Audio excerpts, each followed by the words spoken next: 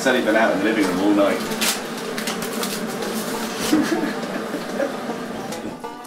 Shortly we will be walking to the station to meet David Dearlove, and then we will be walking to have a meeting. And you will see some of that, or not, depending on what Adam edits this video, right?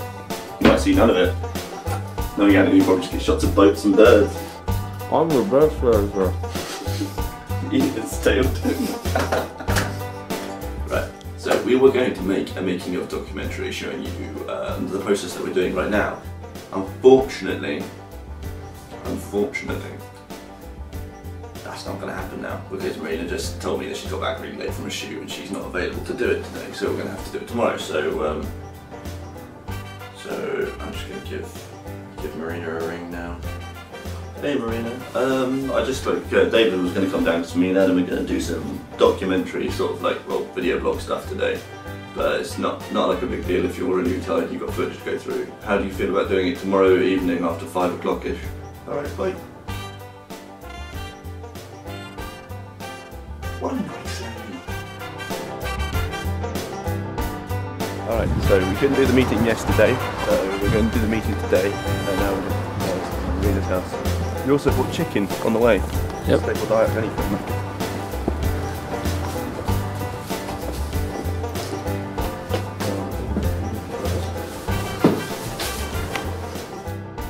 Talking to the council at some point, but I would like to have raised a little bit of money before we go to him. Yeah, that's what I mean. Like, because I mean, even if it's only like 500 quid, I mean, yeah. I'd like to get to a little chunk, just because he's more likely to actually offer us any sort of credence or like attention if we go to him and we're like, yeah, we've actually done a little bit of legwork ourselves. Well, I talked with this with Paula, which does like PR and marketing. She advised me to get 200-300 followers on Twitter and Facebook. And they say, and after that... That's what I was thinking, and after that, I can help you approach like local media, like radio, and even if it's just like an interview on Express FM, they have a lot of listeners. Yes, well, I mean, put it this way, we were up for 6 days and we had over 100 followers. We're just breaching 100 followers. And 2 days since that, I think just over a week now, yeah, we've got nearly 150. Now, I've had a friend of mine's got a website, it's been up on Facebook for ages trying to get followers, and he's only just breached like 160. He's had that for like about 2 years. But it's good because people will see it and they see that it's a film being made about Portsmouth by Portsmouth filmmakers, and they're actually genuinely slightly impassioned by that, and that's a really, really nice thing.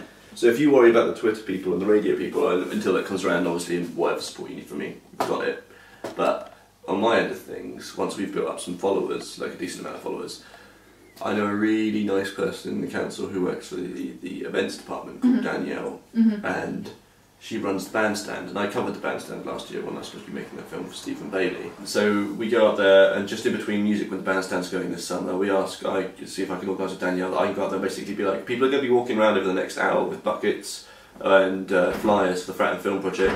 Please look at the website, please follow them on Facebook, and please give whatever change you can. And it's a fantastic atmosphere. Yeah. There's a lot of it's a really good way to do it, because they don't have to give in, but everyone's drinking, everyone's having a lovely time at those things. Everyone's quite relaxed. They've all got change on them because they've all brought their beers or their food from like the local places to sit down, have a picnic, and watch the music. So if you're walking around with buckets, then I reckon even if people were only chucking in a very, very little amount, you'd probably come back from that with hundreds of pounds. Here's another thing as well.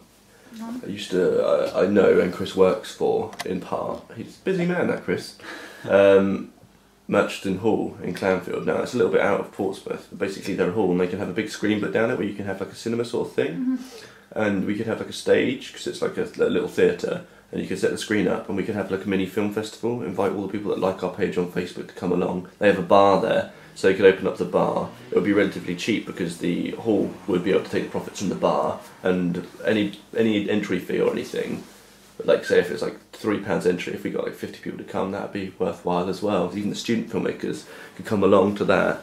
If they want to enter, they could like give us a £5 or something, and it would be very, very, very low cost. And if we could get a high enough turnout, we could get loads of people supporting our film. I would say in order to get a high turnout, it needs to be in the city. Yeah, that's the problem. That is the only. There's places like the Omega Centre. I love the idea, but the thing about Murchison Hall is we can get it for free. Definitely has to be Southsea, like ideally like outdoors, like during summer. Yeah, that'd be cool. Having like an outdoor sort of thing. But then we got to find a place where we can get a screen and everything. The only thing about Murchison was it had a bar and it would be like cost effective. I think, as you're saying, as you saying, like with all those ideas, like to create presence that it becomes just like a living thing that is very active and always producing things like events and doing stuff and just showing what we're doing and basically just keep doing stuff, show that we're productive and creative, and but also to make the point that that's not really what we want. I mean, that we want to do something.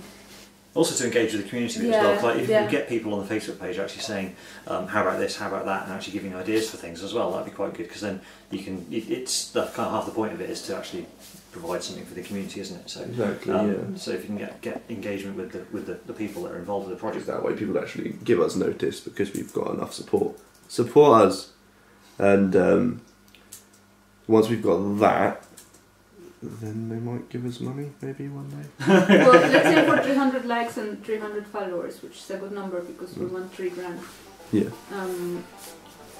And then we like do all the marketing thing and go with local radio, which is expresses the obvious thing just because they have a lot of people listening and a lot of business, like local business. It's all local as well, which is good. Yeah, and we know like those are the people that are going to care the most. Yeah.